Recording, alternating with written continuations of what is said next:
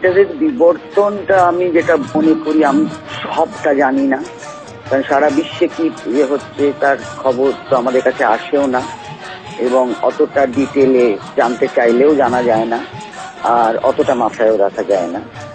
আর আমাদের দেশও তো এত এত ধরনের ডাইভার্স ইন এভরি নেচার, যে নানান প্রদেশে নানান ধরনের থিয়েটার হচ্ছে এবং সেগুলো চেঞ্জ হচ্ছে, মানে সোশ্যাল চেঞ্জেস এর সঙ্গে চেঞ্জ গুলো হয়।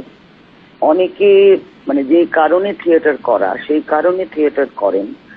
অনেকে আজকাল ভীষণ একটা ফাইন্যান্সিয়াল ক্রাইসিস এর মধ্যে দিয়ে থিয়েটার করতে হয়, তার জন্য অনেক সময় তারা একটু এমন বাণিজ্যিক দিকে একটু যাওয়ার চেষ্টা করেন। তাদেরও যে খুব দোষ দিতে পারি তা নয়, কিন্তু তাদের যদি কন্টেন্ট ঠিক থাকে then it's fine, as long as the social message is sent across.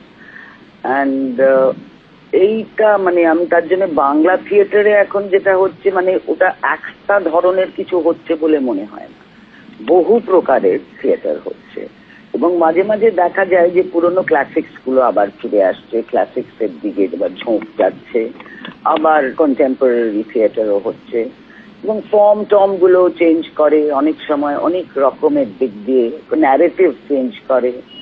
এবং আমি যেটা করি সেটা হচ্ছে, আমি একটা কোনো ইস্যুকে নিয়ে একটা play, I construct a play surrounding it, সেটাকে আমি ওয়ার্কশপ করে করি। ওয়ার্কশপ করে করে মানে এই সিচুয়েশনটা দিয়ে দেওয়া হয়, দেন তারপরে একটা সবাই মিলে তার মধ্যে কন্ট্রিবিউট করে, সবাই চেষ্টা করে। এতে কি হয়, এতে যেটা হয় যে অ্যাক্টর অ্যাক্ট্রেসের অলসো কন্ট্রিবিউশন থাকে। ইটস নট অলসো একটা নাটকটা সম্পর্কে একটা ওনারশিপ হয়, এবং নাটকটাকে ভালোভাবে করার একটা তাগিদ থাকে।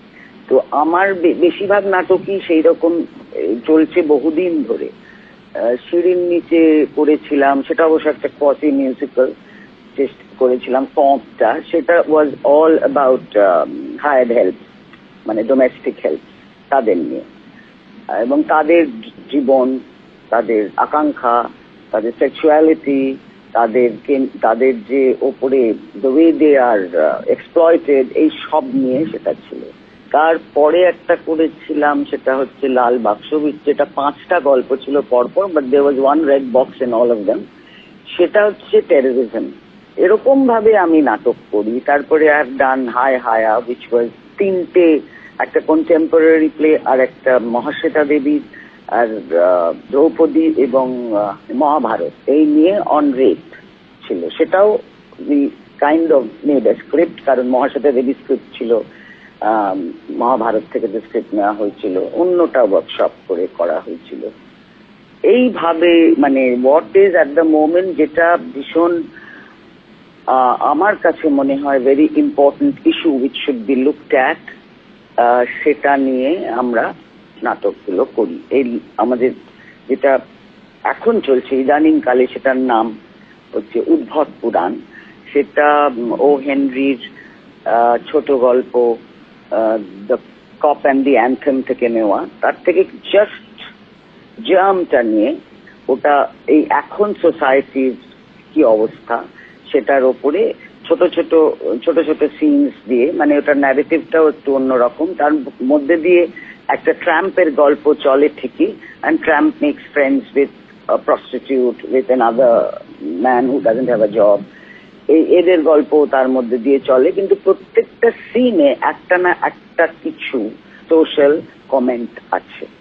এইভাবে আমি নাটক করছি। এইভাবে নিশ্চয়ই আরো অনেকেই অনেক রকম ভাবে নাটক করছেন, কিন্তু আমার নাটক করার পদ্ধতিটা অনেক সময় ওই ইউরোপিয়ান থিয়েটার থেকে আমরা ইন্ডিয়ানাইজ করেছি, because maybe the content was very contemporary and it hits us.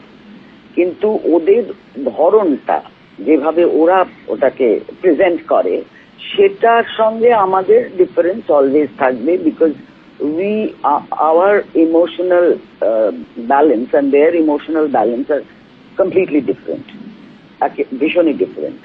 As a result আমাদের ধরনটা আলাদা হবেই ওদের ধরনের থেকে। সেইটা তো আমি মনে করি যে সেটা সবসময়ই হবে, এখনো হয়, এবং এর পরেও হবে। মানে apart from some people who do English speaking theatre, তারা হয়তো ওটাকে পুরোপুরি ওইভাবেই করেন, কিন্তু যে সবসময় সেটা খুব সফল হয় তা আমি বলবো না। আমার যেটা মনে হয় যে ওটার থেকে আমরা নিশ্চয়ই সব দেশের সব জায়গার থিয়েটার থেকে আমরা কিছু না কিছু তো শিখতে পারবোই, শিখবো, এবং সেখান থেকে আমাদের মতো করে আমরা সেইটা পরিকল্পনা করব, সেটাকে আমরা উপস্থিত করব সেইভাবে। এইটা আমার মনে হয়।